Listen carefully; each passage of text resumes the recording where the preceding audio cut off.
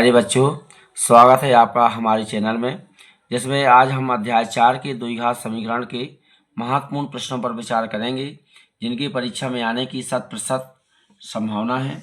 इसके लिए सबसे पहले हमें यह ध्यान देना है कि इस पाठ से हमारे परीक्षा में केवल 5 अंक आना है, जिसमें 2 नंबर का एक प्रश्न आएगा और 3 नंबर के इससे विकल्प आने वाले हैं।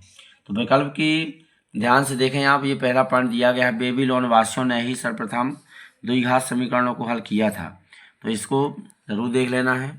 इसके बाद में हमें दिया गया है द्विघात समीकरण का मानक रूप, तो ये सभी भैया बहन जानते हैं, ध्यान रखना है इसका। इसके बाद आप चलेंगे उदाहरण नंबर 2 में। आपको बहुत अच्छे प्रश्न हैं, ये 2 नंबर के हिसाब के प्रश्न हैं। तो इसका है आपका दूसरे का चौथा प्रश्न और दूसरे का तीसरा प्रश्न, ध्यान से देख लेना है।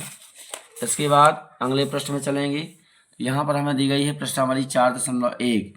इसमें आप पहला सवाल, दूसरा सवाल और तीसरा सवाल ध्यान से देखेंगे। इसके बाद दूसरे का दूसरा, 2 क्रमागत धनात्मक पूर्णांकों का गुणनफल 306 है, हमें पूर्णांकों को याद करना है, तो केवल इसमें आपको द्विघात समीकरण के रूप में निरूपित कर देना है। इसके बाद उदाहरण नंबर 4, जिसमें समीकरण के मूल याद करना है, ध्यान से देखना है। इसके बाद प्रश्नावली 4.2 में इसमें पहले का पहला सवाल, दूसरा और चौथा सवाल देखना है। इसके बाद जो आपके ये इबारती प्रश्न दिए गए हैं, तीसरा और चौथा, ये परीक्षा की दृष्टि से बहुत ही महत्वपूर्ण प्रश्न हैं, इनको जरूर देख करके तैयार कर लेना है।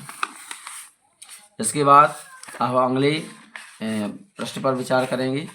इसके लिए आप देखेंगे, आपको सबसे पहले यहाँ पर दिए गए हैं मूलों की प्रकृति के लिए 3 नियम हैं, इन तीनों नियमों को ध्यान से देख लेना है।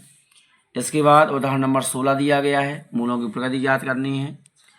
इसके बाद अगले प्रश्न में चलेंगे, तो यहाँ आपको प्रश्नावली मिलेगी 4.4। इसमें पहले का पहला प्रश्न और तीसरा प्रश्न। इसके बाद जो दूसरा में 2 प्रश्न दिए गए हैं, जिसमें हमें के का मान याद करना है। ये परीक्षा की दृष्टि से 101% इतने महत्वपूर्ण प्रश्न हैं, इन 2 में से एक प्रश्न आपको परीक्षा में रखा ही मिलेगा, इसमें कोई शक की संभावना नहीं है। इसके बाद आपका जो सारांश दिया गया है, इसमें आपका पहला बिंदु, एक चर में 4x में एक द्विघात समीकरण ax² + bx + c = 0 के रूप का होता है। यहाँ a, b, c वास्तविक संख्याएं हैं और a का मान 0 के बराबर ना हो। इसके बाद में हमें ये द्विघाती सूत्र दिया गया है, इसे भी आपको तैयार कर लेना है, क्योंकि हमें पता है इससे 3 नंबर की परीक्षा में विकल्प आने वाले हैं।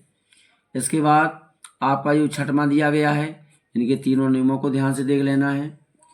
इसके बाद आपको ऐसी कोई भी समस्या नहीं आएगी जो आपकी परीक्षा में बाहर हो।